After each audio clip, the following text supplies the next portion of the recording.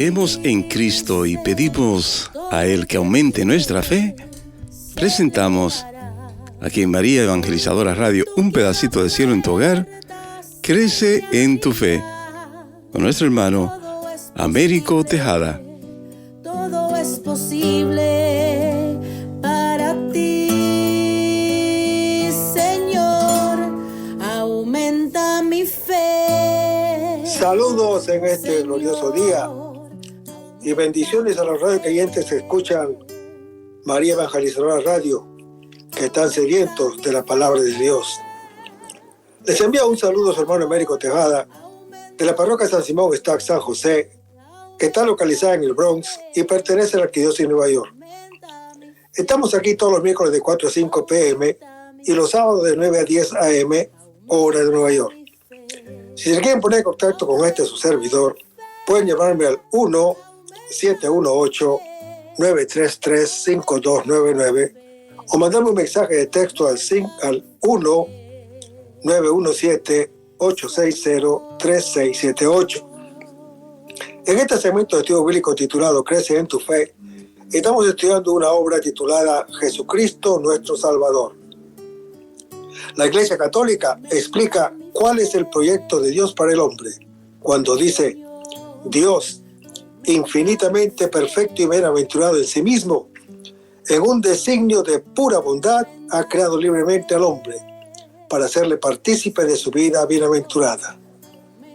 Esta realidad constituye una maravilla del amor de Dios, que deberíamos tener siempre ante nuestros ojos y no olvidarla jamás. Sin embargo, parece que este mundo tan secularizado y autosuficiente no espera ni confía alcanzar una vida feliz, plena y eterna, y parece tener miras más cortas y materiales, como conseguir el relativo bienestar que les puede proporcionar la ciencia, la técnica o el progreso humano. Un bienestar siempre temporal y caduco, de tal modo que la figura de Dios y de la vida eterna no está en el horizonte de ellos. Pero la Santa Madre Iglesia nos dice que Jesucristo es el camino que Dios ha elegido para conseguir sus fines y superar todos los obstáculos. Él nos muestra aún más la maravilla de su amor misericordioso hacia nosotros. Con Jesús sí podemos alcanzar nuestro bien y felicidad para siempre. Estos estudios bíblicos pretenden facilitar un cierto conocimiento de la admirable riqueza y profundidad del misterio de Cristo. Vamos a comenzar este segmento con una oración y lo hacemos en el nombre del Padre, del Hijo y del Espíritu Santo. Señor, que todo lo que hagamos este día inicie con tu bendición y termine con tu ayuda. Que todo lo que digamos este día sea motivado por tu amor e inspirado por tu gracia. Que nuestras obras de este día reciban tu inspiración y perduren en tu paz. Todas estas cosas, Padre Celestial, te las pedimos en el dulce y poderoso nombre de Hijo Jesús, que vive y reina en unión del Espíritu Santo, quien es Dios, por los siglos de los siglos. Amén. Los créditos de estudios bíblicos son dados al Padre Vicente Ferrer Barrientos, a la Vila de Jerusalén y a la hermana Evelyn Morán y su ministerio de música. En el último segmento anterior estábamos hablando de la formación de una comunidad organizada para la futura extensión del reino de Dios en el mundo. Desde el principio de su vida pública, manifiesta Jesús el propósito de reunir una comunidad de discípulos a su alrededor.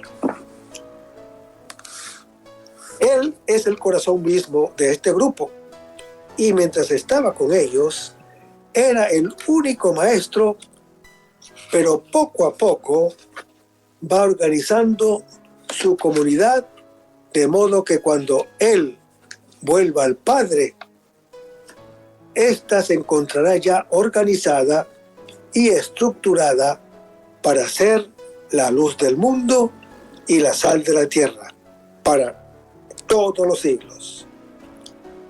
La elección de los 12 apóstoles es el punto principal de esta organización establecida por el Señor en su grey. A ellos hizo partícipe de su autoridad y los envió a todas las naciones a proclamar el reino de Dios. Y dentro del grupo de los 12, el apóstol San Pedro ocupa el primer lugar. Jesús le confía una misión única cuando le dice: tú eres Pedro, y sobre esta piedra edificaré mi iglesia. Recuerden, hermanos, Jesús no dijo mis iglesias, pues como hay 4,000 y pico de diferentes sectas evangélicas, no, él no dijo eso, él dijo mi iglesia, una sola iglesia, que es la iglesia católica. Por eso que la iglesia católica tiene 2000 años. Y después le dice el Señor Jesús a Pedro: y las puertas del infierno no prevalecerán contra ella. Y esto está en Mateo 16. Lean Mateo 16. Ahí vemos cómo Jesús le declara a Pedro su sucesor. Bueno, Cristo asegura a su iglesia, edificada sobre Pedro, la victoria sobre los poderes de la muerte. Pedro será la roca que sostendrá la iglesia con la misión de custodiar la fe y de confirmar en ella a sus hermanos. Vayamos a Lucas capítulo 22, versículo 32.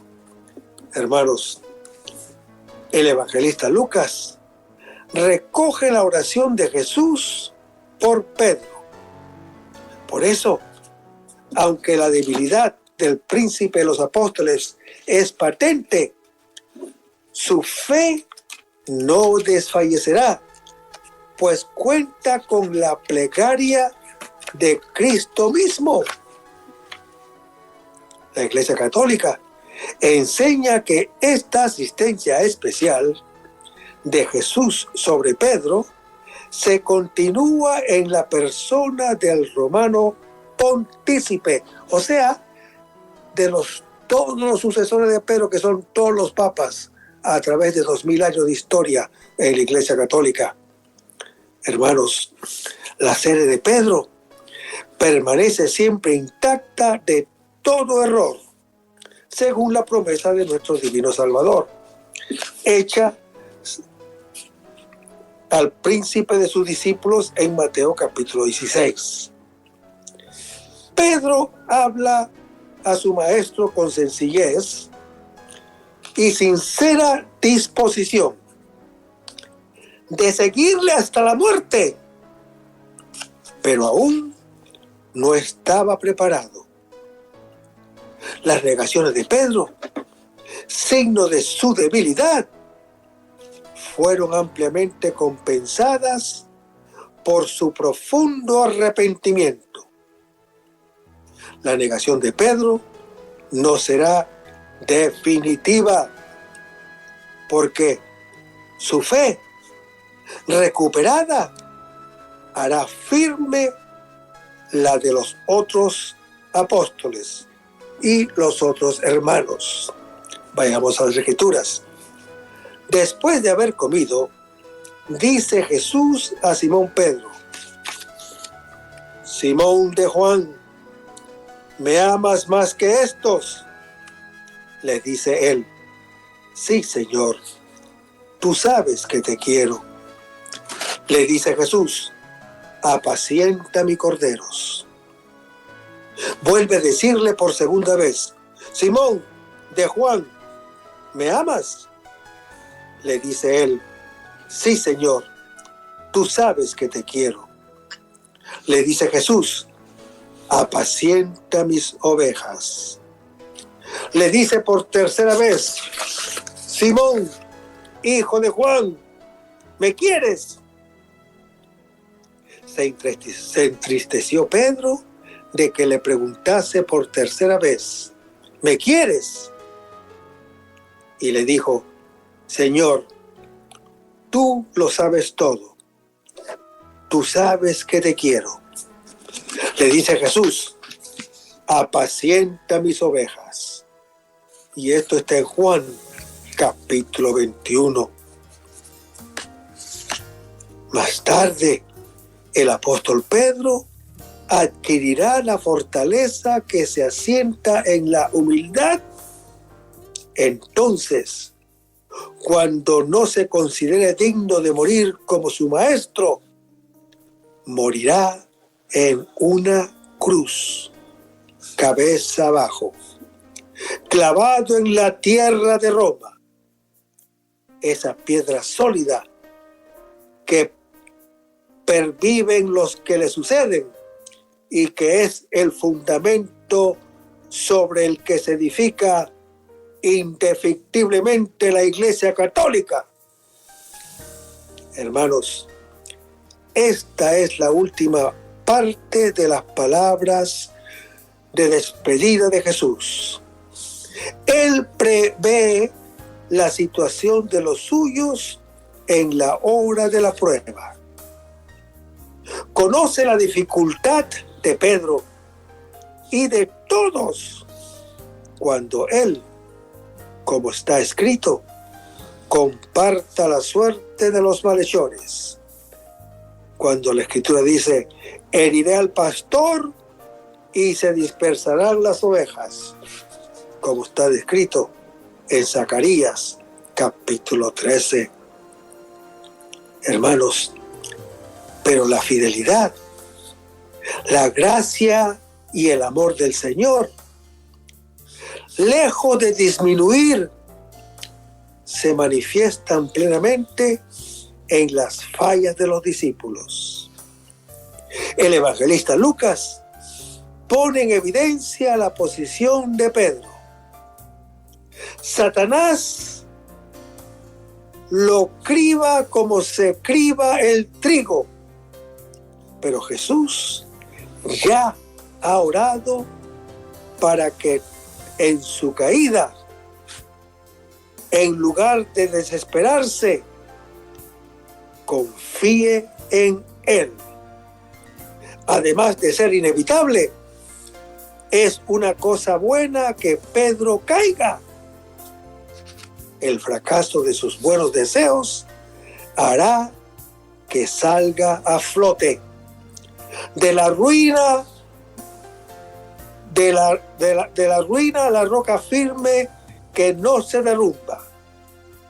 Es la fidelidad de su Señor.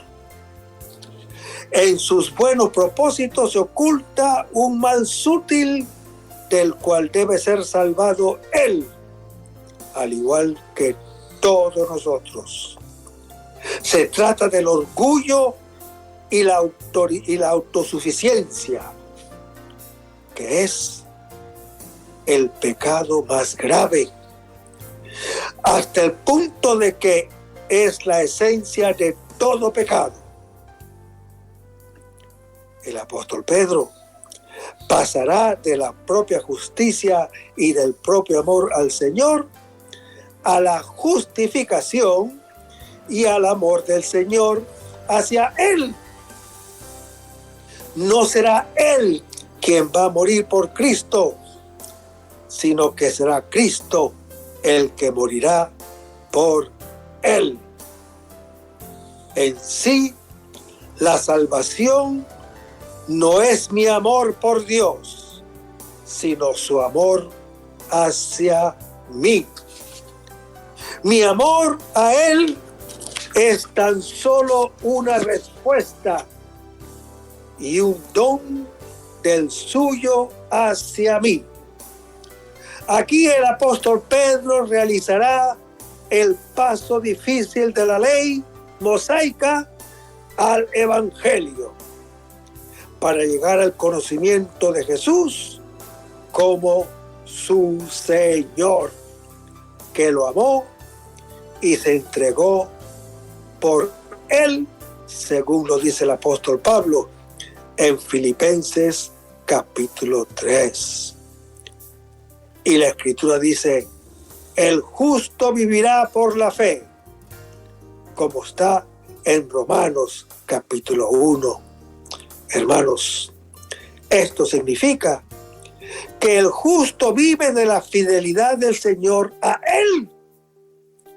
Nada puede separarnos del amor que Dios le tiene en Cristo Jesús, según lo dice el apóstol Pablo en su epístola a los Romanos, capítulo 8. Hermanos, esta fe es inquebrantable porque no se apoya sobre mi fidelidad a Dios, sino sobre su fidelidad a mí, la cual no puede fallar. Ni siquiera el pecado ni la muerte me apartan de Él, porque Él se hizo por mí pecado y muerte para ser mi justificación y mi vida. Es muy importante, hermano que me escuchas, que el pecado de Pedro sea previsto y anunciado previamente. Jesús lo ama y muere por él, pero no por error, sino sabiendo que lo niega. Pedro tendrá luego la misión de confirmar a sus hermanos en esta fe, en su fidelidad, que es el fundamento de la iglesia, en virtud de su oración. El Señor Jesús garantiza a Pedro no la impecabilidad, sino la indefectibilidad en la fe.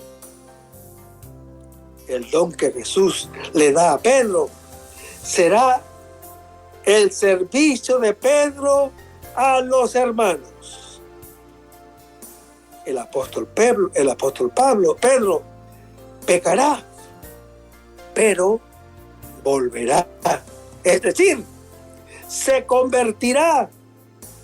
Su experiencia de infidelidad hará que él se conozca mejor a sí mismo y a su Señor. Así confirmará la fe de sus hermanos, que estarán atravesando sus mismas dificultades. Su función, dirá él mismo, no es la de dominar sobre la grey que le ha sido confiada, sino la de ser modelo de humildad y de confianza en el Señor, como está en Primera de Pedro, capítulo 5.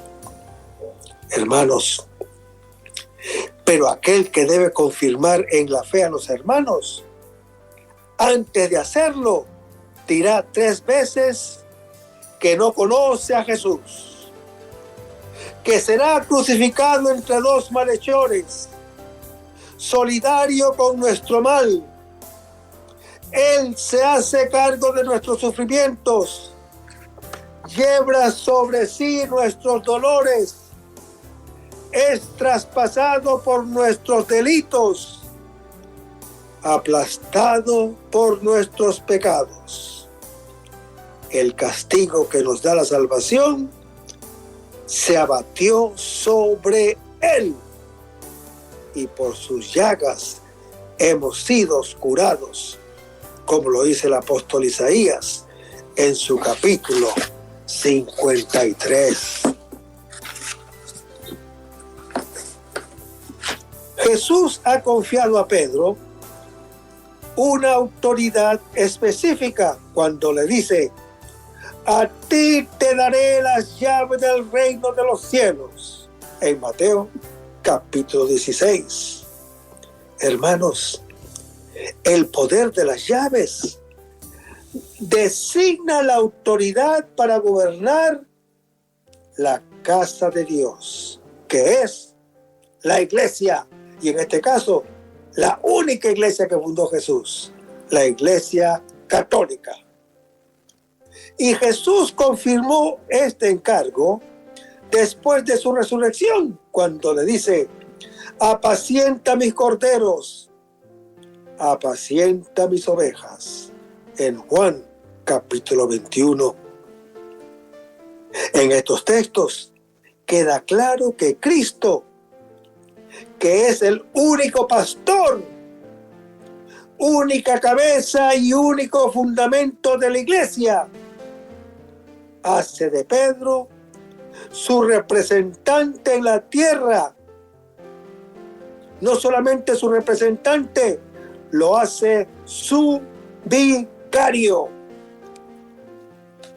Así como Dios ha querido que la salvación nos viniera por medio de su Hijo, hecho hombre, también ha dispuesto misericordiosamente, como una prolongación de esa economía de la encarnación, que Cristo siga actuando a través de la iglesia, principalmente a través de sus ministros, que son los sacerdotes de la iglesia católica, de modo que su palabra y su gracia redentora puedan llegar con seguridad y certeza a todos los hombres de todos los tiempos.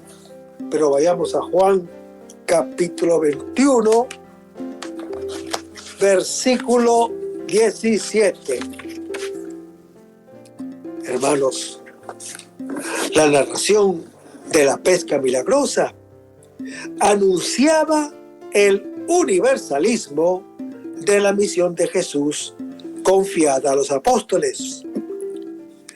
Pedro sería el jefe de esta tarea gloriosa. El presente relato lleva otra orientación. Pedro, el apóstol, Pedro, el primer papa, debe cuidar también de los discípulos más cercanos al Maestro. Esta es la misión que le asigna al certificarse por tres veces de su amor. Nos encontramos ante el último diálogo del Evangelio de Juan. Estilísticamente perfecto y reducido al mínimo. Encierra doctrinas teológicas de primera importancia. Es interesante notar que el evangelista Juan, cuando en su narración se refiere al apóstol, lo llama Simón Pedro o Pedro. Pero cuando hace hablar a Jesús, este lo llama con el nombre primitivo de Simón, sin aludir al apelativo teológico de Kefas, roca, Pedro. Esto significa que antes de confirmarle una misión de trascendencia, es necesaria la rehabilitación en el amor. Todos los comentadores están de acuerdo en afirmar que esta triple interrogación de amor es la contrapartida de la triple negación de Pedro en Juan capítulo 18.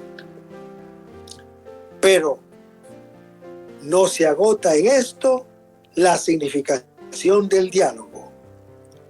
Están en escena Pedro, Santiago, Juan, Tomás, Natanael y otros dos discípulos. Pues bien, hermano que me escuchas, Jesús quiere arrancar de Pedro una confesión de amor. Un amor mayor que el que le profesan los demás presentes.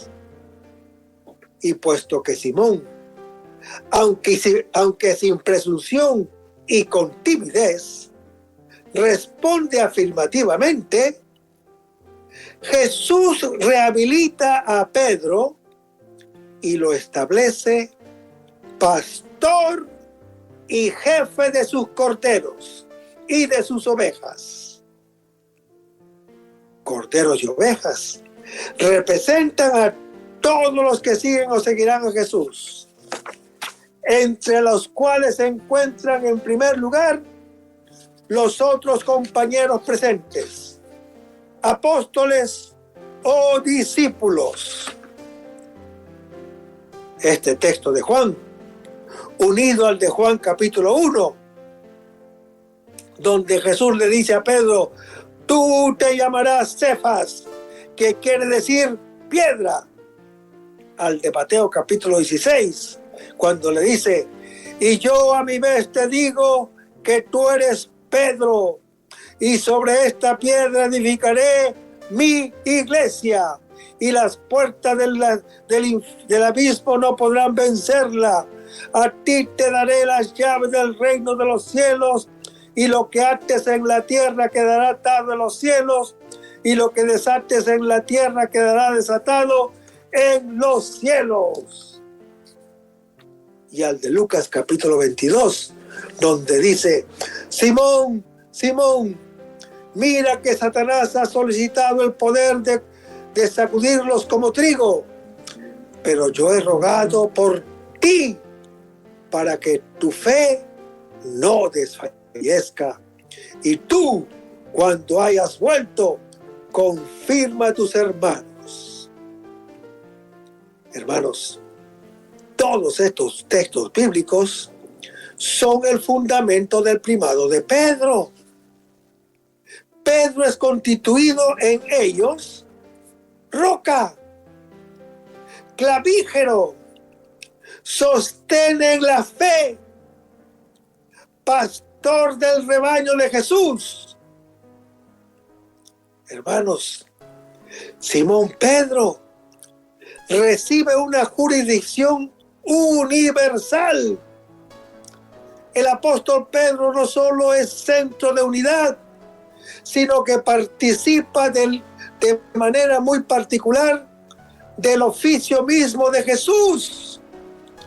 Él había dicho que era el pastor de las ovejas y que habría un solo rebaño y un solo pastor en Juan capítulo 10. Siendo así, Pedro no es otro pastor, sino que ocupa el lugar de Jesús. Hace sus veces, es realmente su vicario y su sucesor. Cuando le dice: ¿me amas?, son las palabras de Jesús, muerto y resucitado, a Pedro. Y a cada lector las siente como dirigidas a sí mismo, como final, o mejor, como principio de todo el Evangelio. Este capítulo se puede llamar el epílogo del Evangelio, que comenzó con el prólogo. El prólogo nos presentó la prehistoria de Jesús. El Verbo eterno de Dios, vida y luz del mundo, se ha hecho carne. El relato del Evangelio nos ha presentado la historia de Jesús. Su carne nos ha revelado al Padre y nos ha dado el don de ser sus hijos. El epílogo nos presenta la historia después de Jesús. Los discípulos continúan su obra y lo testimonian ante todo el mundo. El capítulo 21 de San Juan se relaciona con el Evangelio de Juan, como los Hechos de los Apóstoles se relacionan con el Evangelio de Lucas. Después del relato de lo que Jesús ha hecho y ha dicho en Hechos capítulo 1, se narra de un modo sintético y paradigmático lo que sus discípulos hacen y dicen. En el Hijo del Hombre, levantado en la cruz, todo está cumplido. La cristología de los capítulos 1 al 19 del Evangelio de Juan culmina en la cruz, donde Jesús revela el amor extremo y nos entrega el Espíritu Santo. Y en el capítulo 20, la cristología se convierte en neumalogía. Los discípulos ven al resucitado, acogen al Espíritu Santo y son enviados al mundo. En el capítulo 21, la cristología y la neumalogía se convierten en eclesiología, el que ha visto la carne de Jesús y ha cogido su espíritu, se convierte en hijo y continúa en el mundo la misión de revelar al Padre. La misión apostólica universal, el oficio pastoral, el primado de Pedro, las resonancias eucarísticas, los elementos simbólicos, el pescado, el pan, la red, el pastor, las ovejas, el seguimiento al del Señor y la invitación al martirio forman un conjunto de elementos que constituyen toda una eclesiología.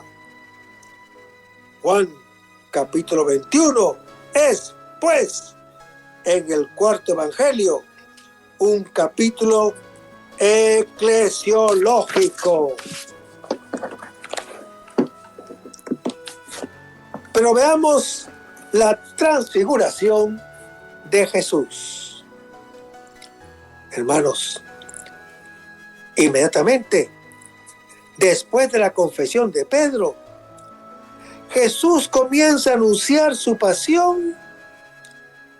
En este contexto se sitúa el episodio de la transfiguración sobre una montaña ante 3 apóstoles en Mateo capítulo 17. El rostro y los vestidos de Jesús se pusieron fulgurantes como la luz. Moisés y Elías aparecieron y le hablaban de su partida, que estaba para cumplirse en Jerusalén, como está en Lucas capítulo 9. Una nube les cubrió y se oyó una voz desde el cielo que decía: este es mi hijo, mi elegido, escuchadle. En Lucas capítulo 9. Hermanos, la transfiguración de Cristo tiene por finalidad fortalecer la fe de los apóstoles ante la proximidad de la pasión. Por un instante, Jesús muestra su gloria divina, confirmando así la confesión de Pedro.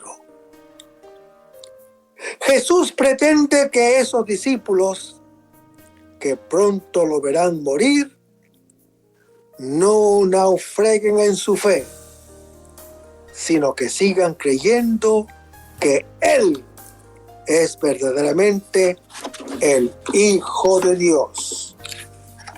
Vayamos a Lucas capítulo 9, versículos 28 al 36. Hermanos, en la transfiguración de Jesús aparece ante todo la Santísima Trinidad. El Padre en la voz, el Hijo en el hombre, el Espíritu Santo en la nube luminosa. Al evocar junto a Moisés y Elías su partida, Jesús muestra que su gloria pasa a través de la cruz.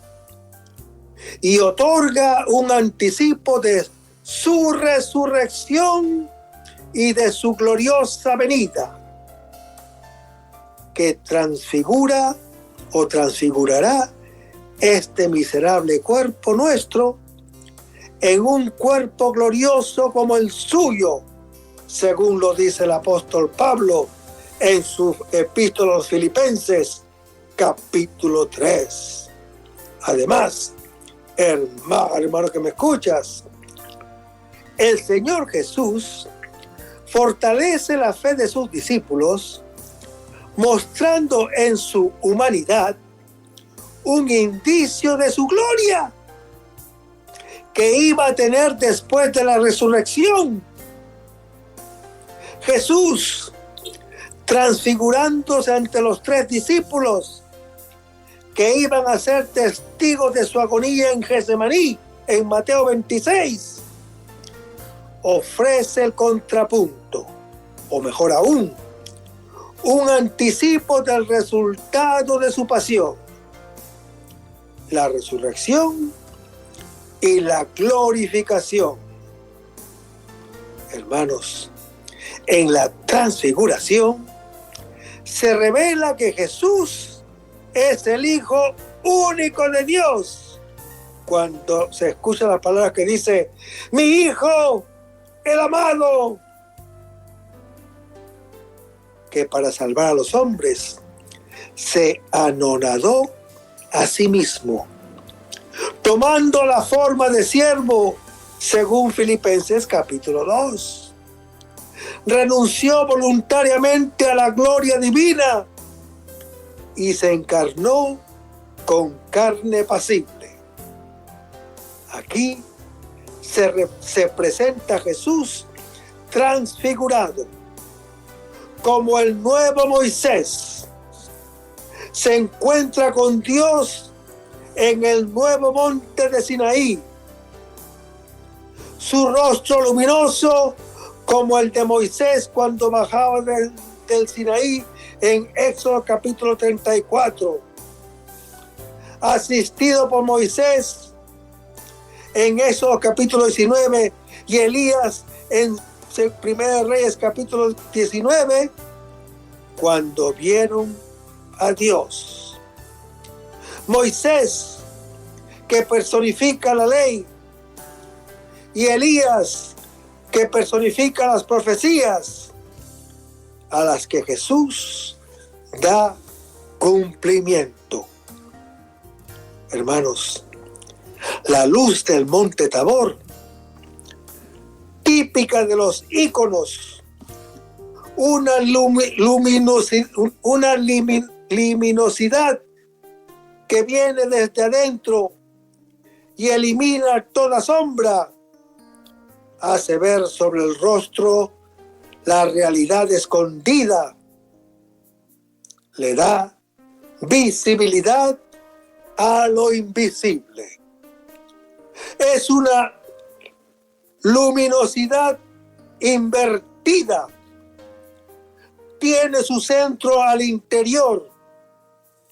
Es la luz que ya no produce sombra, porque el sol está dentro de esta gloria. Ahora describe el vestido. Es blanco y fulgurante. Es decir, hermano que me escuchas, emite rayos. Si así es el vestido, ¿cómo será su cuerpo? Pero el mismo cuerpo es el vestido de la persona. Y la humanidad de Jesús, a su vez, es vestido de su persona divina, de la cual emana plenamente la fuerza de la gloria de Dios. ¿Qué será su rostro de gloria? Hermanos, los discípulos ven cara a cara directamente esa gloria que Moisés deseó y obtuvo poder ver solo por las espaldas en Éxodo capítulo 33. En Él habita corporalmente toda la plenitud de la divinidad, según lo dice el apóstol Pablo en su epístola a los Colosenses, capítulo 1. Porque es el resplandor de su gloria e incluso impronta de su sustancia. Todo el universo es conservado por Él, que sostiene todo con su mano poderosa, según lo dice Hebreos capítulo 1. Hermanos, en la transfiguración, Jesús muestra a los discípulos su divinidad y la gloria que en su humanidad merecerá por la pasión. El vínculo del episodio con la confesión de Pedro y con el primer anuncio de la pasión no solo es temporal, sino también teológico. Desde el cielo se confirma que Jesús es el Hijo de Dios y que su muerte y resurrección son el cumplimiento de la ley mosaica y los profetas y las profecías. Muestra que para entrar en su gloria debe padecer y morir, como está escrito en Lucas capítulo 24. Así estaba escrito, pues Moisés y Elías, la ley y los profetas, ya habían anunciado los sufrimientos del Mesías. Hermanos, la transfiguración fortalece nuestra esperanza de la gloria, como está en Colosenses capítulo 1. Ante los sufrimientos que podemos encontrar, al concedernos una visión de la gloria venidera, también nosotros hemos de pasar por muchas tribulaciones para entrar en el reino de Dios, como está descrito en Hechos capítulo 14. Pero veamos la entrada mesiánica de Jesús en Jerusalén. Hermanos, Jesús rehuyó siempre las tentativas populares de hacerle rey, como está en Juan capítulo 6. Pero quiso, hacia el final de su ministerio, mostrarse públicamente como Mesías y que lo reconocieran como tal. Así, entró en Jerusalén y fue aclamado como Hijo de David. Pero el Rey de la Gloria, como está en el Salmo 24, entra en su ciudad montado en un asno, como lo profetiza Zacarías en su capítulo 9. No conquista a la hija de Sión, figura de su iglesia, ni por la astucia ni por la violencia, sino por la humildad que da testimonio de la verdad, como está en Juan capítulo 18. La entrada de Jesús en Jerusalén manifiesta y anuncia la venida del reino que el Rey Mesías llevará a cabo mediante su muerte y su resurrección. La aclamación, bendito el que viene en el nombre del Señor, como está en el Salmo 118, ha sido recogida por la Iglesia en el Sanctus de la liturgia eucarística para introducir al memorial de la Pascua del Señor. Y con la celebración de esa entrada de Jesús en Jerusalén el Domingo de Ramos, la liturgia de la Iglesia abre la Semana Santa. San Juan dice al final de su Evangelio, hay además otras muchas cosas que hizo Jesús, y que si se escribieran una por una, pienso que ni aún el mundo podría contener los libros que se tendrían que escribir. En Juan capítulo 21. Con mucha mayor razón podemos aplicar esas palabras al presente libro, y especialmente a este capítulo sobre los misterios de la vida terrena de Jesús. Hemos de conocer bien y meditar todas las acciones del Señor, pues todas, absolutamente todas, son redentoras. Nos revelan a Dios y nos dan ejemplo para vivir como hijos de Dios. Hermanos, ahora debemos pasar a estudiar el misterio pascual de la muerte y resurrección del Señor, en el que se consuma la obra de la redención. El designio de Dios Padre sobre la pasión y muerte de Cristo. Hermanos, la muerte de Jesús pertenece al misterioso designio de Dios, como explica San Pedro cuando dice: fue entregado según el determinado designio y paciencia de Dios, en Hechos capítulo 2. Así también lo dicen los primeros cristianos llenos del Espíritu Santo cuando dicen: se han aliado en esta ciudad contra tu santo siervo Jesús, que tú has ungido. Herodes y Poncio Pilato son las naciones gentiles y los pueblos de Israel, como está en Salmo número 2, para llevar a cabo cuanto tu poder y tu sabiduría habían previsto que ocurriera, como está en Hechos capítulo 4.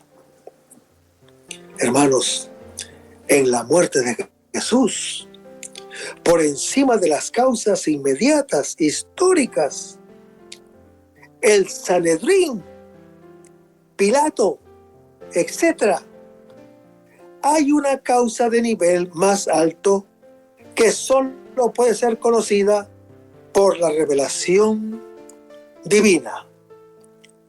El plan y la disposición de Dios, Dios Padre, que han permitido los actos nacidos de la ceguera de los hombres para realizar el designio de nuestra salvación, como está en Hechos capítulo 3.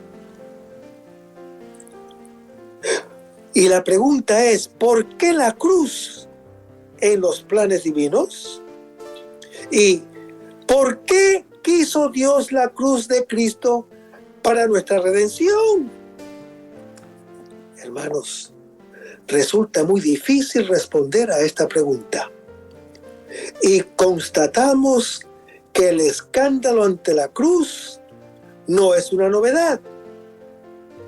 El sufrimiento humano ha inducido a muchos a pensar que es impropio de Dios el permitirlo. Incluso se rebelan contra él.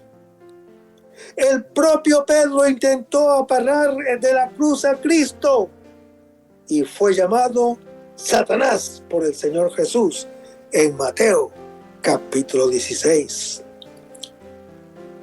Intentemos verse algún punto de luz en este misterio, aunque nunca está plenamente desvelado a nuestros ojos. Según Mateo capítulo 16, versículo 23. Y eso, hermano que me escuchas, lo vamos a ver en el próximo segmento. Manténganse en sintonía. Vamos a despedirnos con una oración y lo hacemos en el nombre del Padre, del Hijo y del Espíritu Santo. Señor Jesús, ayúdanos a conservar el fervor espiritual, la dulce y confortadora alegría de evangelizar, incluso cuando hay que sembrar entre lágrimas, como Juan el Bautista, como lo hicieron los apóstoles Pedro y Pablo y los otros apóstoles, y también esa gran multitud de evangelizadores que se han sucedido a lo largo de la historia de la Iglesia Católica, con un ímpetu interior que nada ni nadie sea capaz de extinguir. Señor Jesús, que sea esta la mayor alegría de nuestras vidas entregadas al Evangelio, y ojalá que el mundo actual pueda así recibir la buena nueva de tu Evangelio, porque tenemos la tarea de anunciar el reino de Dios y de implantar tu iglesia en este mundo que todavía no te conoce. Todas estas cosas, Padre Celestial, te las pedimos en el poderoso y dulce nombre de tu Hijo Jesús, que vive y reina en unión del Espíritu Santo, quien es Dios, por los siglos de los siglos. Amén. Hasta el próximo segmento. Que el Señor nos bendiga.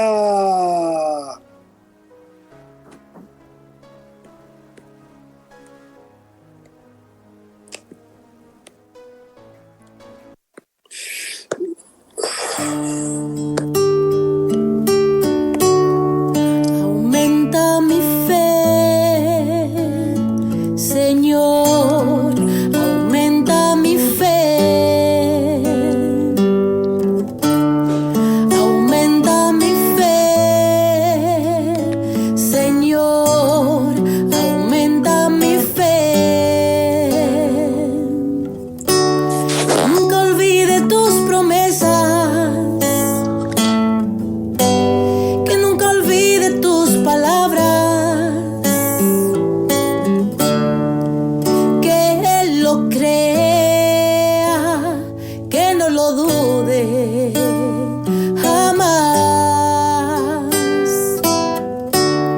Tu palabra me dice, todo el que pide se le dará.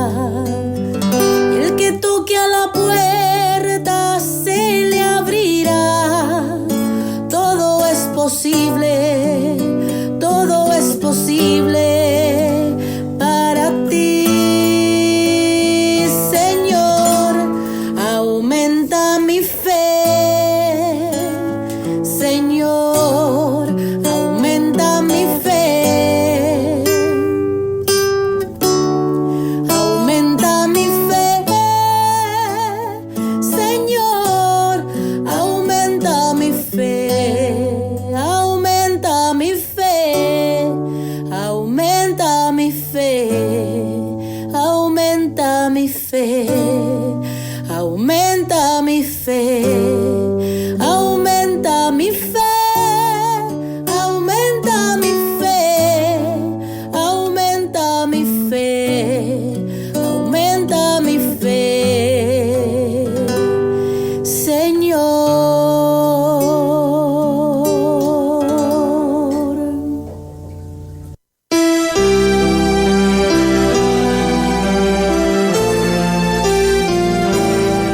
María Evangelizadora Radio, una emisora 100% católica y llega a ti como un pedacito de cielo en tu hogar.